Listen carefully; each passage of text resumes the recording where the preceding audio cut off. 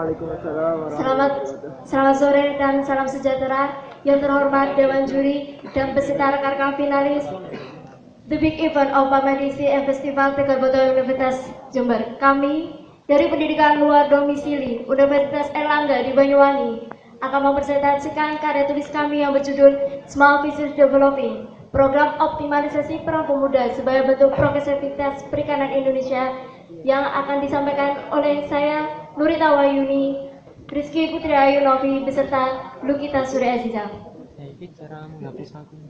Small Fisheries Developing merupakan inovasi terbaru dalam hal pemberdayaan peran pemuda dalam menghadapi bonus demografi yang akan dialami Indonesia pada tahun 2020 hingga 2030. Pemberdayaan peran pemuda ini akan memanfaatkan sumber daya alam yang ada di Indonesia, terutama yaitu pada bidang perikanan yang saat ini belum dimanfaatkan secara optimal, sehingga akan membawa pemuda yang berkualitas dan bijak dalam memanfaatkan alam atau perbaikan sumber daya manusia ini dengan sebaik mungkin, sehingga apa yang akan dikeluarkan dalam program Small Fisheries Development ini adalah devisa negara akan bertambah dan bonus demografi dapat dimanfaatkan dengan baik. Bonus demografi akan dialami Indonesia pada tahun 2020 hingga 2030, di mana Indonesia akan memiliki jumlah penduduk produktif lebih banyak daripada jumlah non produktif, yaitu sekitar 10 orang usia produktif akan menanggung 3-4 orang non produktif. Ada dua kemungkinan dalam hal bonus demografi ini. Yang pertama adalah bonus demografi dapat dimanfaatkan sehingga dapat memperkuat ekonomi bangsa, tetapi bonus demografi juga akan menjadi bumerang bagi negara sendiri jika tidak dapat dimanfaatkan dengan baik. Akibatnya Indonesia akan mengalami kebangkrutan dan tingkat pengangguran di Indonesia akan semakin tinggi. Sehingga perlu adanya strategi di dalam pemanfaatan bonus demografi ini melalui pendidikan, pelatihan, dan kesempatan kerja. Salah satu solusi yang kami tawarkan adalah dengan memanfaatkan potensi perikanan Indonesia melalui perikanan tangkap, perikanan budidaya, dan perikanan pengolahan.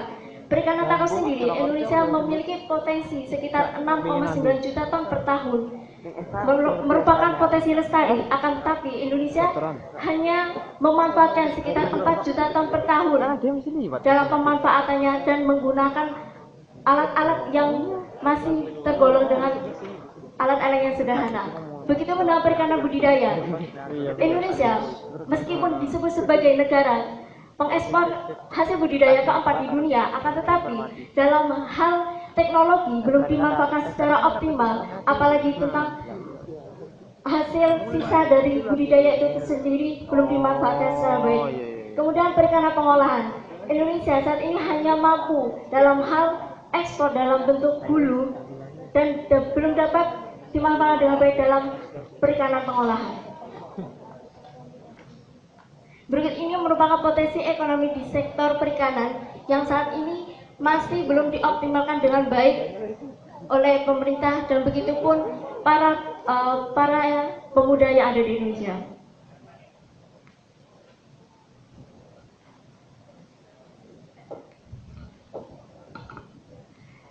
Mengapa kami memilih nama Smart Fisheries Developing atau mengapa Smart? Karena di sini kami menggabungkan 3 komponen sekaligus, yaitu antara pemerintah, pemuda, dan juga perusahaan. Mereka menjadi suatu kesinambungan yang dapat bekerja sama untuk mengembangkan perekonomian Indonesia. Nah, pemerintah di sini bersifat sebagai penyedia modal dan juga fasilitator. Fasilitator di sini yaitu sebagai perantara antara pemuda dengan perusahaan untuk dapat direkrut dan dilatih dengan pendidikan non formal melalui pemagangan. Selain itu, pemerintah juga memiliki kemampuan untuk memberikan pinjaman modal untuk pemuda yang mau melakukan usaha sendiri. Kemudian pemerintah juga harus memberikan suatu peraturan untuk menjalankan Smart Fisheries Developing ini agar menjadi suatu program yang berjalan baik dan juga terstruktur. Kemudian perusahaan di sini adalah perusahaan perikanan yang memiliki kompetensi yang sangat baik. Mereka akan merekrut pemuda-pemuda melalui lembaga yang dibentuk oleh Smart Fisheries Developing untuk dilatih dan juga pekerjakan atau disebut dengan magang. Nah, mereka akan melatih sumber daya manusia agar menjadi sumber daya manusia yang berkualitas dan menjadi sumber daya manusia yang bijak dalam memanfaatkan potensi perikanan Indonesia. Selanjutnya, pemuda sendiri merupakan target utama dalam Smart Fisheries Developing, karena pemuda akan menjadi agen of change untuk melakukan perubahan dan dapat melakukan perubahan terhadap ekonomi Indonesia agar menjadi lebih baik. Peran Smart Fisheries Developing sendiri itu adalah sebagai lembaga yang memerantarai antara pemerintah dengan pemuda, perusahaan dengan pemuda, dan juga pengawas usaha.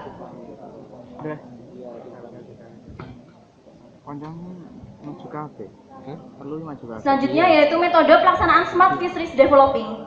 Smart Fisheries Developing meliputi tahapan-tahapan sebagai berikut. Yang pertama yaitu pemetaan atau pengenalan potensi perikanan. Yang kedua, program internship atau pemagangan. Selanjutnya, sertifikasi, peminjaman modal, dan mandiri dengan peminjaman modal. Tahap yang pertama yaitu pemetaan atau pengenalan potensi perikanan. Pada tahapan ini, para pemuda usia produktif 15-30 tahun diarahkan melalui peminatan di bidang perikanan yang terdiri dari bidang penangkapan, budidaya, serta pengolahan. Pada tahapan ini, mereka akan diberikan pengenalan tentang dunia perikanan selama jangka waktu 6 hari. Selanjutnya yaitu tahap program internship atau pemagangan.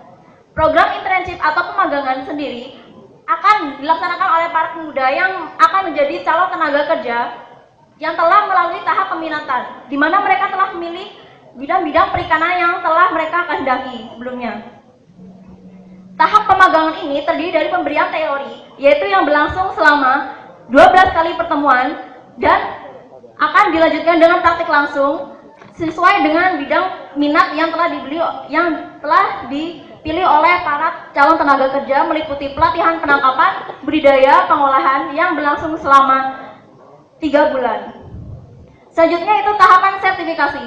Para calon tenaga kerja yang sudah melalui tahap pemagangan berhak mendapatkan pengakuan berupa sertifikat kompetensi sebagai bentuk evaluasi tenaga kerja yang berguna untuk melamar pekerjaan di perusahaan yang mereka akan daki. Selanjutnya yaitu peminjaman modal. Peminjaman modal di sini akan menghasilkan 2 jenis tenaga kerja, yaitu tenaga kerja yang bekerja di perusahaan atau melamar kerja di perusahaan. Yang kedua yaitu mereka yang ingin memiliki keinginan untuk berwirausaha secara mandiri. Pada wirausahawan yang ingin berwirausaha secara mandiri ini, mereka akan diberikan peminjaman modal oleh pemerintah sebagai fasilitator utama. Namun, dalam peminjam modal ini mereka akan diawasi dan dipantau dengan pemerintah itu sendiri dan bekerja sama dengan perusahaan yang menaungi mereka. Modal dikembalikan selama jangka waktu maksimal 3 tahun. Berikutnya yaitu tahapan mandiri dengan peminjaman modal. Pada tahapan ini, para pemuda diharapkan sudah mampu menjalankan usahanya secara mandiri tanpa dipantau oleh pemerintah. Namun, para wirausahawan tetap dapat meminjam modal kepada pemerintah dengan syarat telah mengembalikan dana yang sebelumnya telah dipinjam, yaitu berjangka maksimal 3 tahun. Kesimpulan dari metode Smart Fisheries Developing ini sendiri, yaitu merupakan program penciptaan sumber daya manusia secara unggul dan berkualitas di bidang perikanan. Dan program ini juga menerapkan sistem pelatihan, pendidikan, dan pemagangan dalam bidang perikanan.